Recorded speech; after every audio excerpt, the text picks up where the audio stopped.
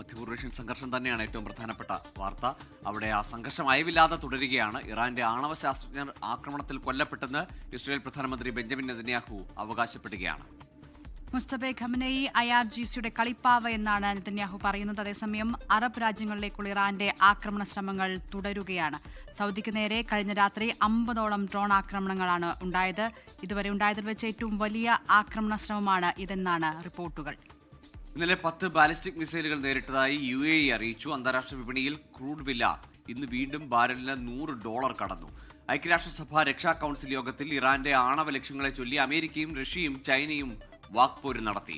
മുഹമ്മദ് റഹീസ് ദുബൈയിൽ നിന്ന്, ഒപ്പം ജലീൽ കണ്ണമംഗലം ജിദ്ദയിൽ നിന്ന്, മധു കൊട്ടാരക്കര ന്യൂജേഴ്സിയിൽ നിന്ന് ചേരും. ആദ്യം റഹീസ്, എന്താണ് ഇന്നത്തെ അവിടുത്തെ സാഹചര്യം? മധ്യപൂർവേഷ്യയിൽ UAE ഉൾപ്പെടെയുള്ള രാജ്യങ്ങളിൽ സ്ഥിതിഗതികൾ ആശ്വാസത്തിന് വകനൽകുന്ന എന്തെങ്കിലും വാർത്തകൾ, റിപ്പോർട്ടുകൾ വരുന്നുണ്ടോ? Good morning. ഇന്ന് നിലവിൽ UAE അടക്കമുള്ള ഗൾഫ് രാജ്യങ്ങൾ, അതിൽ സൗദി അറേബ്യ മാറ്റി നിർത്തി കഴിഞ്ഞാൽ മറ്റ് ഗൾഫ് രാജ്യങ്ങളിലേക്ക് കാര്യമായിട്ടുള്ള ആക്രമണം ഇന്നലെ രാത്രി ഉണ്ടായിട്ടില്ല എന്നുള്ളതാണ് വിവരം. ആക്രമണ വിവരങ്ങൾ അങ്ങനെ പുറത്തു വന്നിട്ടില്ല. അതിൽ തന്നെ UAEയിൽ ഇന്നലെ രാത്രി അലേർട്ട് ലഭിച്ചിട്ടുണ്ടായിരുന്നില്ല. സാധാരണഗതിയിൽ രാത്രിയൊക്കെ 2 തവണ അലേർട്ട് ലഭിക്കാറുള്ളതാണ്. പക്ഷേ ഇന്നലെ ഒരു നിലയ്ക്കും അലേർട്ട് ലഭിച്ചിട്ടില്ല എന്നുള്ളതാണ് ഏറ്റവും പ്രധാനം. അപ്പോൾ അത്തരത്തിൽ വലിയ ആക്രമണം ഇന്നലെ UAE ലക്ഷ്യം വെച്ച് ഉണ്ടായിട്ടില്ല എന്നുള്ളതാണ് മനസ്സിലാകുന്നത്.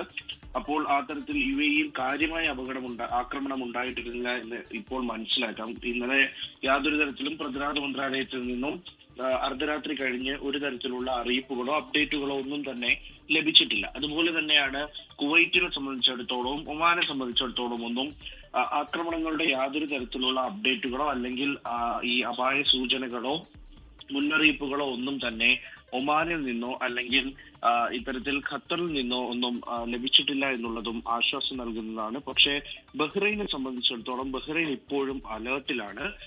ഏതാണ്ട് ഒരു 10 മിനിറ്റ് മുൻപും ബഹ്റൈനിൽ അപായ സൈറൻ മുഴങ്ങിയിട്ടുണ്ട്. ആളുകളോട് സുരക്ഷിതരായിരിക്കാൻ ആവശ്യപ്പെട്ടിട്ടുണ്ട്.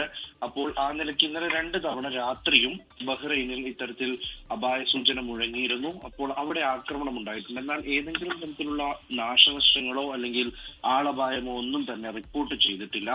അങ്ങനെ നോക്കുകയാണെങ്കിൽ ഈ സൗദി അറേബ്യ മാറ്റി നിർത്തിയാൽ മറ്റ് ഗൾഫ് മേഖലകളിൽ കാര്യമായിട്ടുള്ള ആക്രമണം ഇന്നലെ രാത്രി ഉണ്ടായിട്ടില്ല, അല്ലെങ്കിൽ ആ വിവരങ്ങൾ പുറത്തു വന്നിട്ടില്ല എന്നുള്ളതാണ് മനസ്സിലാകുന്നത്. കാരണം ആക്രമണം ഉണ്ടായാൽ സ്വാഭാവികമായിട്ടും രാത്രി തന്നെ അതിന്റെ വിവരങ്ങൾ പുറത്തുവിടാറുണ്ട്. ആ നിലയ്ക്ക് അത് ഉണ്ടായിട്ടില്ല. അത് ആശ്വാസം നൽകുന്നു.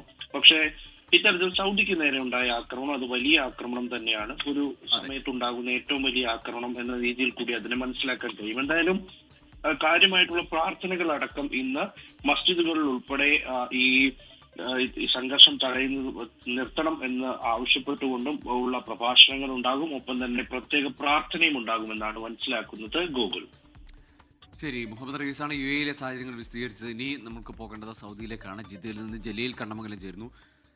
ജലീൽ, എല്ലാ ദിവസവും പുലർച്ചെ നമ്മൾ പറയുന്നത് രാത്രിയിൽ നിർവീര്യമാക്കിയ അല്ലെങ്കിൽ പ്രതിരോധിച്ച ഡ്രോൺ ആക്രമണത്തെ പറ്റിയാണ്. പക്ഷേ ഇന്നലെ രാത്രി സമാനതകളില്ലാത്ത അല്ലെങ്കിൽ ഒരു വലിയ ആക്രമണത്തെ തന്നെ സൗദിക്ക് പ്രതിരോധിക്കേണ്ടി വരുന്നു. സൗദി പ്രധാന ടാർഗറ്റായി മാറുകയാണോ? ഗോകുൽ, ദിൽന, സൗദി അറേബ്യയിൽ നിന്നുള്ള ഏറ്റവും പുതിയ വാർത്തകൾ നോക്കുകയാണെങ്കിൽ കഴിഞ്ഞ രാത്രി സൗദിക്ക് നേരെ ഉണ്ടായത് നിരവധി ആക്രമണങ്ങളാണ്. രാജ്യത്തിന്റെ വിവിധ ഭാഗങ്ങളിലായി 50ഓളം ഡ്രോൺ മിസൈൽ ആക്രമണങ്ങളാണ് ഉണ്ടായത്. ആദ്യമായാണ് ഇത്രയധികം ആക്രമണം ഒരു രാത്രി സൗദി നേരിടുന്നത്. കിഴക്കൻ പ്രവിശ്യ ഷൈബ എണ്ണപ്പാടം, അൽഖർജിലെ പ്രിൻസ് സുൽത്താൻ എയർബേസ് തുടങ്ങി വിവിധ സ്ഥലങ്ങൾ ലക്ഷ്യമിട്ടെത്തിയ 49 ഡ്രോണുകളും അതോടൊപ്പം തന്നെ 2 മിസൈലുകളും സൗദി പ്രതിരോധ സേന വിജയകരമായി തകർത്തു. റിയാദ്, അൽഖർജ് ഉൾപ്പെടെയുള്ള മധ്യമേഖലയിലും കിഴക്കൻ മേഖലയിലുമാണ് കൂടുതൽ ആക്രമണങ്ങളും ഇപ്പോൾ ഉണ്ടാകുന്നത്. സ്വദേശികളും വിദേശികളുമൊക്കെ ജാഗ്രത പാലിക്കണമെന്ന് അധികൃതർ മുന്നറിയിപ്പ് നൽകുന്നുണ്ട്.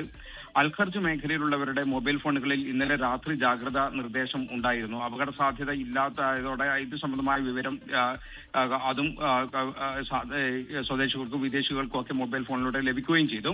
സൗദിയെ സംബന്ധിച്ചിടത്തോളം അപകട മുന്നറിയിപ്പ് സന്ദേശം ഇങ്ങനെ ലഭിക്കുന്നത് വളരെ കുറവാണ്. കാരണം ജനവാസ മേഖലയിൽ പൊതുവെ ആക്രമണങ്ങൾ കുറവാണ്. എന്നാൽ അപകട സാധ്യത ഇല്ലാത്ത ചില സ്ഥലങ്ങളിലും ഇന്നലെ ആളുകൾക്ക് മൊബൈലിൽ വാർണിംഗ് മെസ്സേജുകൾ ലഭിച്ചത് ചെറിയൊരു ആശങ്ക പരത്തിയിരുന്നു. തവക്കൽ ആപ്പിൽ ഉണ്ടായ സാങ്കേതിക തകരാർ മൂലമാണ് ഈ അപകട സാധ്യത ഇല്ലാത്ത സ്ഥലങ്ങളിലും സന്ദേശം എത്താൻ കാരണം എന്നാണ് അധികൃതർ അറിയിച്ചിട്ടുള്ളത്. ഇതിൽ അധികൃതർ ഖേദം പ്രകടിപ്പിക്കുകയും ചെയ്തു.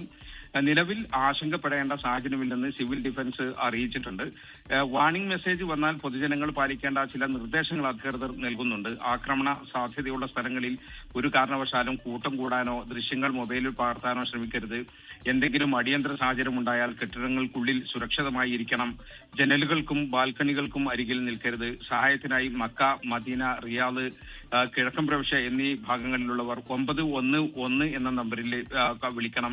മറ്റു പ്രദേശങ്ങളിലുള്ളവർ 998 എന്ന നമ്പറിൽ ബന്ധപ്പെടണം തുടങ്ങിയവയൊക്കെ ഈ നിർദ്ദേശങ്ങളിലുണ്ട്. മറ്റൊരു പ്രധാനപ്പെട്ട കാര്യം, ഇത്തരം ആക്രമണങ്ങൾ പരിസ്ഥിതിക്ക് വലിയ ഭീഷണി ഉണർത്തുന്നു എന്ന് വിദഗ്ധർ ചൂണ്ടിക്കാട്ടുന്നുണ്ട്. എണ്ണ കപ്പലുകൾക്കും ടാങ്കുകൾക്കും നേരെയുള്ള ആക്രമണങ്ങൾ സമുദ്ര മലിനീകരണത്തിനും അതോടൊപ്പം തന്നെ വായുവിൽ വിഷാംശം കലരാനൊക്കെ കാരണമാകുന്നുണ്ട്. ഇത് കടൽ ജീവികളുടെ നാശത്തിന് കാരണമാകുന്നു. തീരപ്രദേശങ്ങളിലെ ഭൂഗർഭ ജലത്തെ പോലും ഇത് ദോഷകരമായി ബാധിക്കുന്നു എന്നൊക്കെ സൗദിയിലെ പരിസ്ഥിതി പ്രവർത്തകർ കഴിഞ്ഞ ദിവസം ചൂണ്ടിക്കാട്ടി. നയതന്ത്ര നീക്കങ്ങൾ നോക്കുകയാണെങ്കിൽ പാക് പ്രധാനമന്ത്രി ഷാബാസ് ഷെരീഫ് കഴിഞ്ഞ ദിവസം ജിദ്ദയിലെത്തി സൗദി കിരീടാവകാശി മുഹമ്മദ് ബിൻ സൽമാൻ രാജകുമാരനുമായി കൂടിക്കാഴ്ച നടത്തി. മേഖലയിലെ സുരക്ഷാ കാര്യങ്ങളും നിലവിലെ സാഹചര്യങ്ങളും ഒക്കെയാണ് പ്രധാനമായും ചർച്ചയായത്. സൗദിയും പാകിസ്ഥാനും നമുക്കറിയാം, സൗദിയും പാകിസ്ഥാനും തമ്മിൽ ശക്തമായ ഒരു പ്രതിരോധ കരാർ നിലവിലുണ്ട്. സൗദിക്ക് നേരെ ആക്രമണം ഉണ്ടായാൽ സൗദിയോടൊപ്പം ചേർന്ന് പാകിസ്ഥാനും അതിനെ പ്രതിരോധിക്കും എന്ന് കരാറിൽ പറയുന്നുണ്ട്. അതുകൊണ്ട് തന്നെ നിലവിലുള്ള സാഹചര്യത്തിൽ സൗദി കിരീടാവകാശിയുടെയും പാക് പ്രധാനമന്ത്രിയുടെയും കൂടിക്കാഴ്ചയ്ക്ക് ഏറെ പ്രാധാന്യമുണ്ട്. ഇതിനു പുറമെ സൗദിയും ഇംഗ്ലണ്ടും തമ്മിലുള്ള ഒരു സുരക്ഷാ സഹകരണം ശക്തമാക്കുന്നതിന്റെ ഭാഗമായി സൗദി ആഭ്യന്തരമന്ത്രിയും ബ്രിട്ടീഷ് വിദേശകാര്യമന്ത്രിയും തമ്മിൽ കഴിഞ്ഞ ദിവസം കൂടിക്കാഴ്ച നടന്നിരുന്നു. ഗോകുൽ, ലോകത്തെവിടെയായാലും ഏത് സമയത്തും 24 വാർത്തകളും ഓഗ്മെന്റഡ് റിയാലിറ്റി പാക്കേജുകളും എക്സ്പ്ലെയിനറുകളും വിശദമായി കാണാൻ ഞങ്ങളുടെ യൂട്യൂബ് ചാനൽ നിങ്ങൾക്ക് സബ്സ്ക്രൈബ് ചെയ്യാം.